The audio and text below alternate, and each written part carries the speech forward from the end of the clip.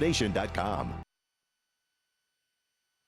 Tonight, a new monster hurricane taking aim. Category 5 Irma, one of the most powerful ever recorded, barreling towards the U.S. Emergency evacuations are underway in Florida. Al Roker is here. Immigration uproar. Former President Obama slams President Trump's decision to rescind protections for Dreamers, calling it cruel and wrong. Will Congress step in? Cold medicine defense. A husband says he woke up to find his wife stabbed to death. Now he's charged with murder, but says he can't remember a thing. A spying scandal rocks one of the most storied rivalries in America. The Red Sox, the Yankees, and an Apple Watch triggers a firestorm. And inspiring America, a teen's remarkable mission to preserve the stories of the greatest generation. Nightly News begins right now. NBC News World Headquarters in New York. This is NBC Nightly News with Lester Holt. Good evening, and thank you for being with us tonight. The U.S. is on a collision course with one of the most powerful Atlantic hurricanes ever recorded. Irma, a Category 5 storm with sustained winds of an eye-popping 185 miles per hour. Tonight, virtually every computer model has Irma making landfall in the United States as soon as overnight Saturday. Florida is already under a state of emergency as residents make a run on gas stations and grocery stores ahead of a mandatory evacuation order. Tonight, we take a view from space, forecasters saying, in fact, everyone from coastal Texas to Virginia should be on alert right now as experts work to refine the storm's precise track. We have the hurricane covered, beginning with Gabe Gutierrez with storm preparations in Florida. Gabe, good evening. Lester, good evening. Officials here in Miami-Dade County say they expect to start some evacuations as early as tomorrow. And down in the Florida Keys, they are calling this a worst-case scenario. Millions along the East Coast are now closely watching one of the strongest Atlantic storms on record. Tonight, across Florida, the rush is on. It's packed everywhere. Gas, supplies, patience going quickly as a monster hurricane churns in the Atlantic. We can't take no chances. We got to just, get prepared. The Keys closing schools and preparing to start evacuating tourists tomorrow. All of Florida now under a state of emergency as Irma's path is uncertain. We have no idea what's in store. We'll have to pray for the best. This morning, as hurricane hunters flew into the storm, it rapidly strengthened into a dangerous Category 5 behemoth, with winds now reaching a staggering 185 miles an hour. These incredible NASA images show the ominous eye of the storm as it barrels towards the Caribbean. The National Hurricane Center calling Irma potentially catastrophic, not just Florida in its path, but possibly millions along the East Coast. This is a very, very powerful and intense storm. This storm doesn't appear to be weakening in any way, shape, or form. In the Sunshine State, bottled water has been flying off shelves as 7,000 members of the National Guard are on alert. We are getting our house ready and debating whether we should stay or whether we should go. Tomas Rivera rode out the area's last Cat 5 hurricane, Andrew, 25 years ago. How worried are you about the storm? Extremely worried. I mean, on a scale of 1 to 10, probably 13. Airline change fees and highway tolls now waived as residents rush to get out. Gabe Gutierrez, NBC News, Miami. This is Morgan Radford. Tonight, Puerto Rico in the bullseye, preparing for what could be one of the biggest hurricanes the island has ever seen. It's a huge storm, so people are really worried about it. The governor today asking President Trump to declare a federal disaster, saying the magnitude of this event is beyond the capabilities of his government. This, as FEMA says, they have 300,000 meals and 500,000 liters of water ready to go. We have a Category 5 approaching our area, so the message is for the people to get ready. 500 buildings across the island are being turned into emergency response centers like this one. You can see people behind me here. They're loading generators on trucks. They have boats here at the ready to help those more than 62,000 people who might be displaced. The mayor of San Juan here in the shelter preparing meals, ready to spend the night. Mayors are no better than people, and people need to know that their mayor is there. There on a tiny island, bracing for a heavy hit.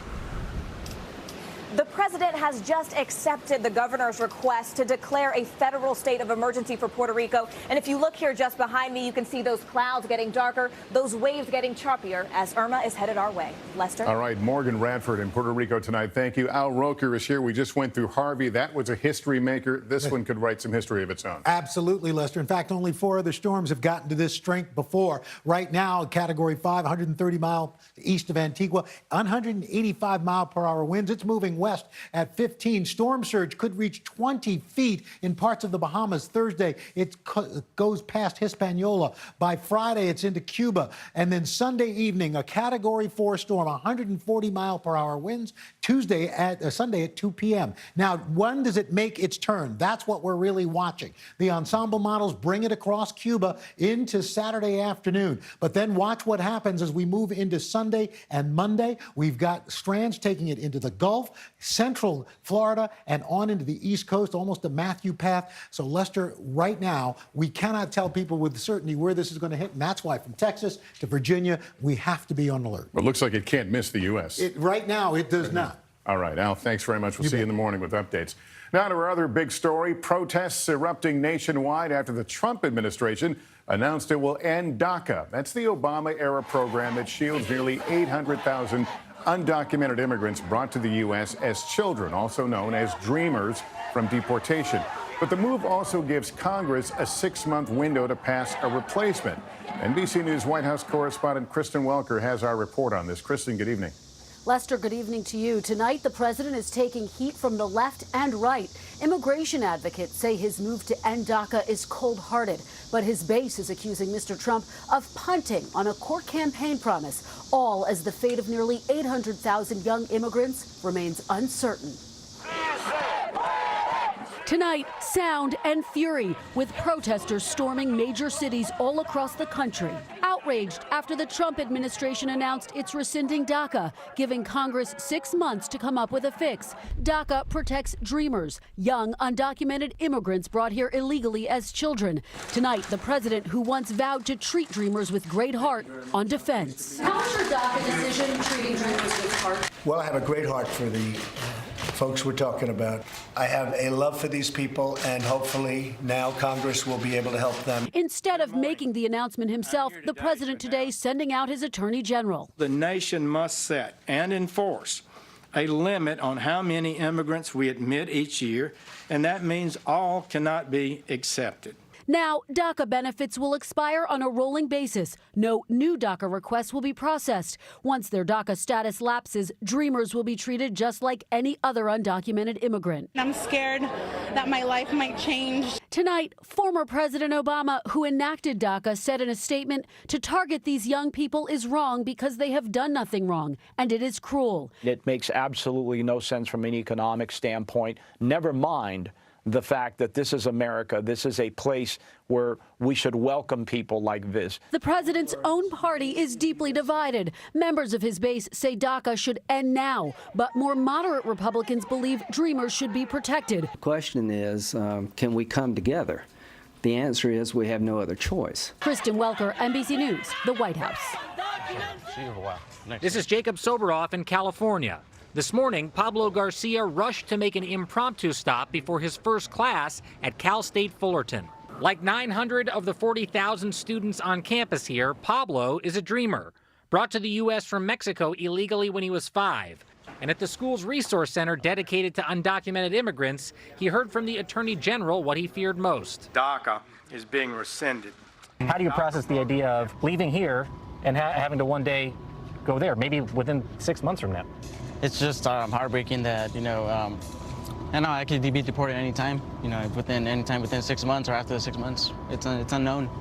I'm really usually not afraid of the unknown, but this unknown it's shocking. Shocking in part because Pablo, like so many others, must now juggle the possibility of deportation with his other daily responsibilities. And today, that's his biology lab. You have to go here to your biology classroom, 363 at Cal State Fullerton. I mean, how do you process your normal day-to-day life when it's in the context of all this?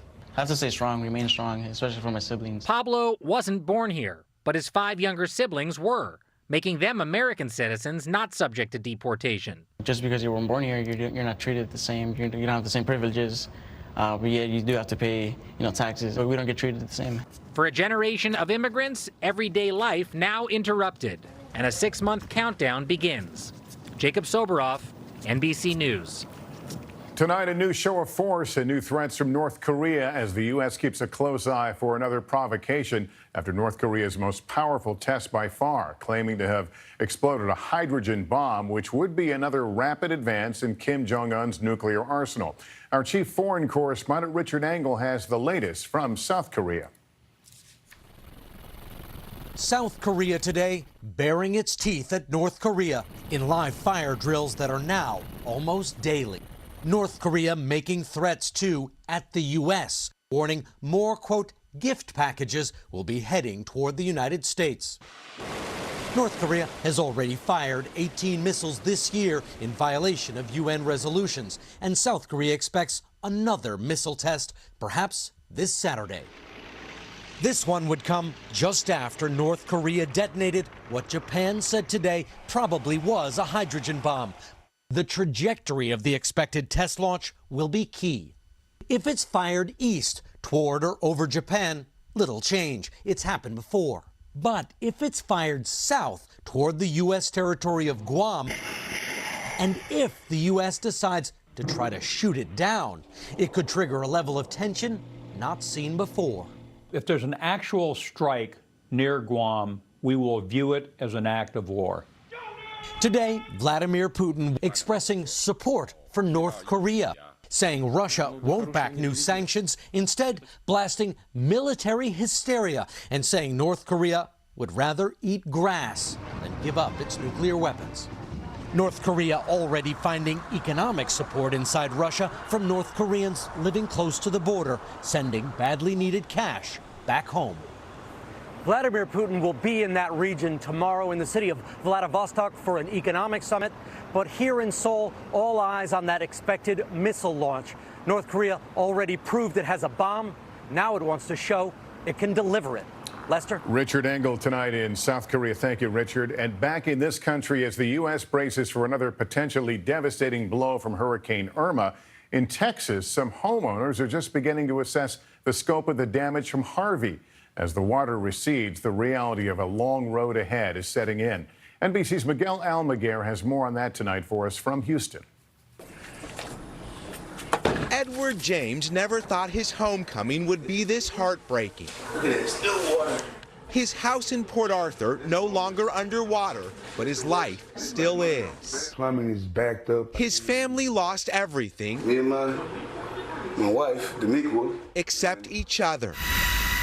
We were there when wife Demiqua, son Joshua, and Edward were hoisted to safety.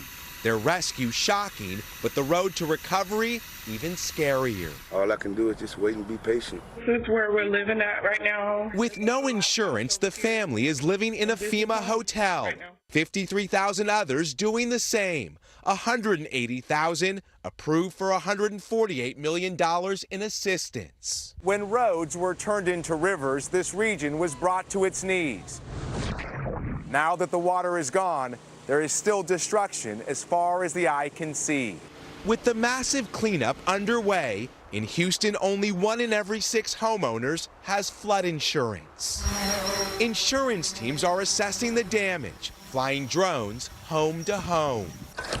For Edward James and many more, there's little to save, but plenty to be grateful for. I will never forget that sound.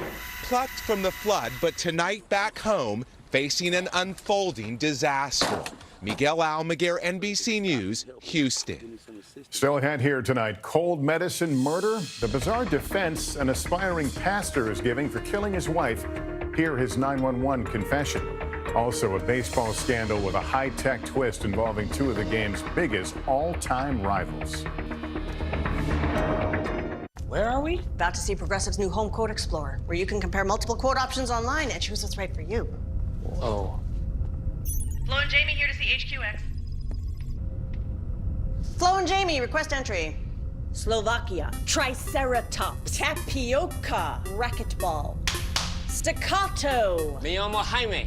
pumpernickel, pudding. Hey guys. Home Quote Explorer. It's home insurance made easy. That's what it is. Hey guys. After a DVT blood clot, I sure had a lot on my mind. My 30-year marriage.